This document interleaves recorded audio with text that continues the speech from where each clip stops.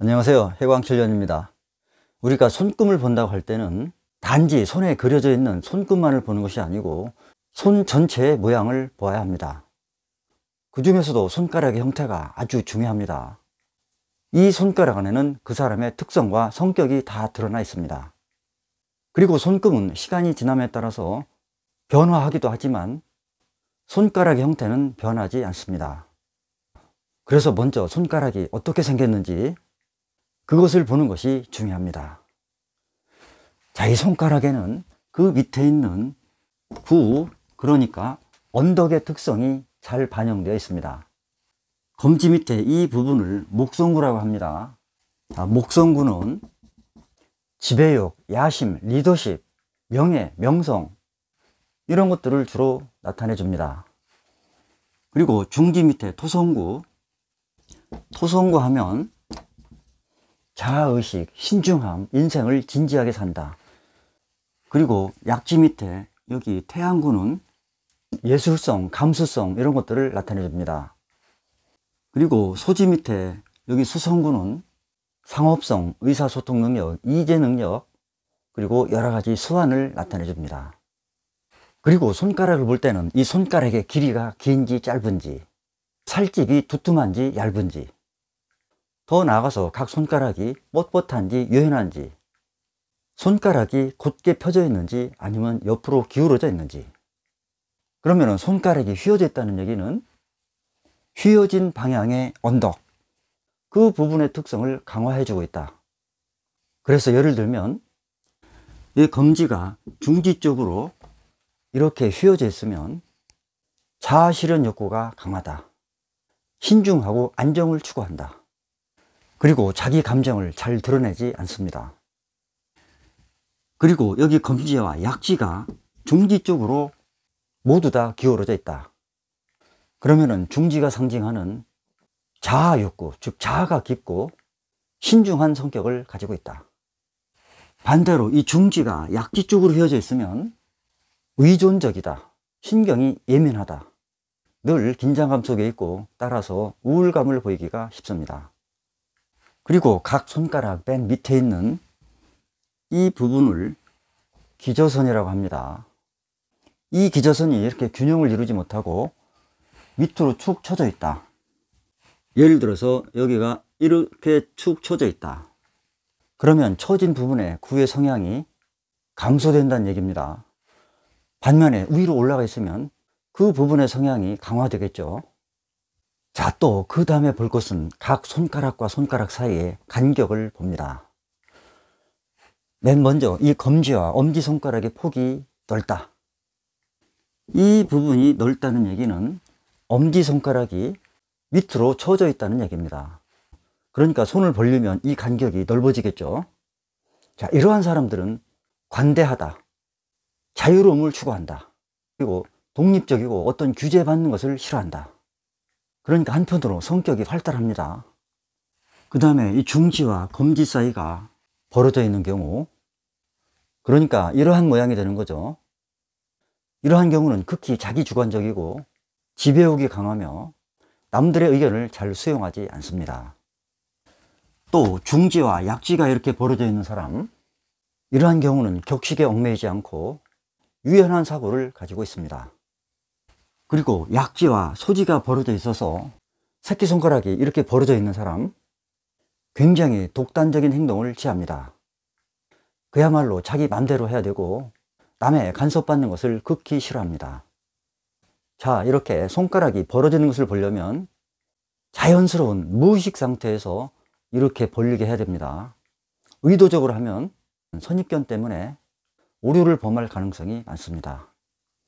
그러니까 이렇게 자연스럽게 손을 내밀 때 상황을 보고 판단해야 됩니다. 대체적으로 이렇게 손가락을 넓게 벌리면서 보여주는 사람은 성격이 활달하고 유연한 사고를 가졌습니다. 그리고 싹싹하고 친절합니다. 친해지기가 쉽습니다.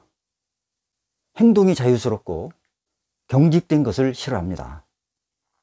반대로 손을 내미는데 이렇게 오므리고 내미는 사람, 이런 사람들은 부침성이 약하고 친해지기가 쉽지 않습니다. 융통성이 떨어지고 극히 이기적이며 인색하고 자기중심적입니다.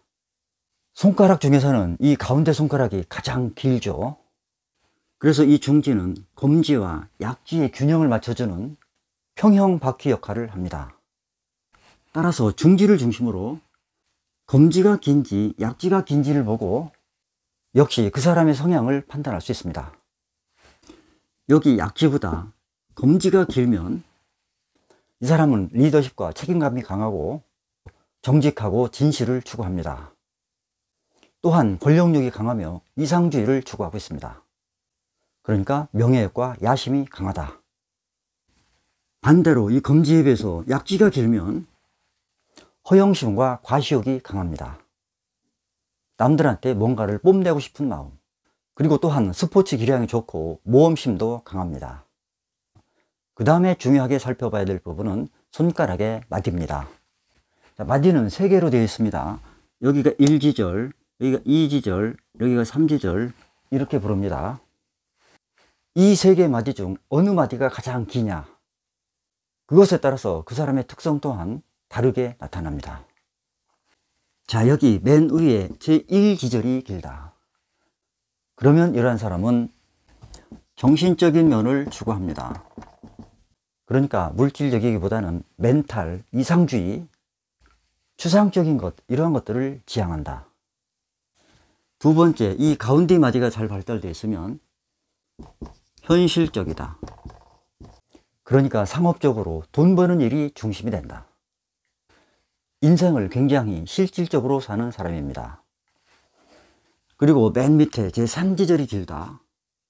그러면 이러한 사람들은 물질적인 면을 추구합니다. 성격이 거칠고 과격한 면이 있으며 사치를 좋아합니다. 그리고 먹고 마시고 노는 것을 좋아해서 한량기가 다분합니다. 특히 이 부분이 두툼하면 그야말로 먹고 마시는 일에 많은 에너지를 소비합니다. 반면에 이 부분이 가늘고 잘록하다. 그러면은 먹기 위해서 사는 것이 아니고 살기 위해서 먹는 사람입니다.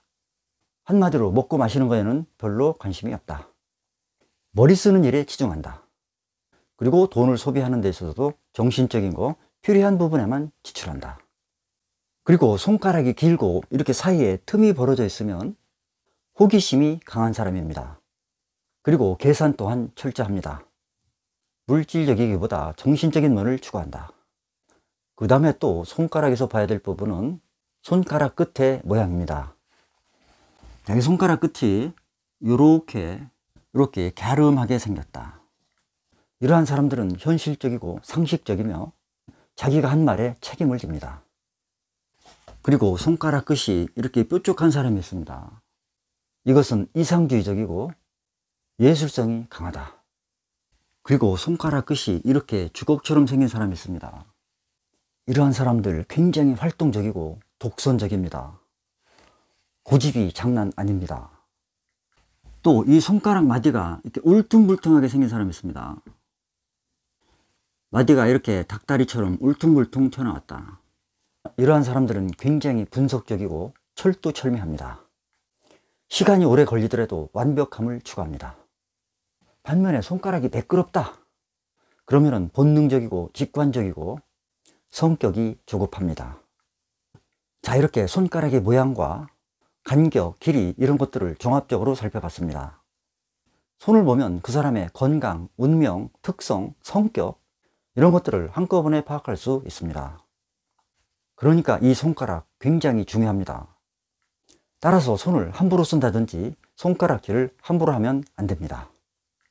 감사합니다.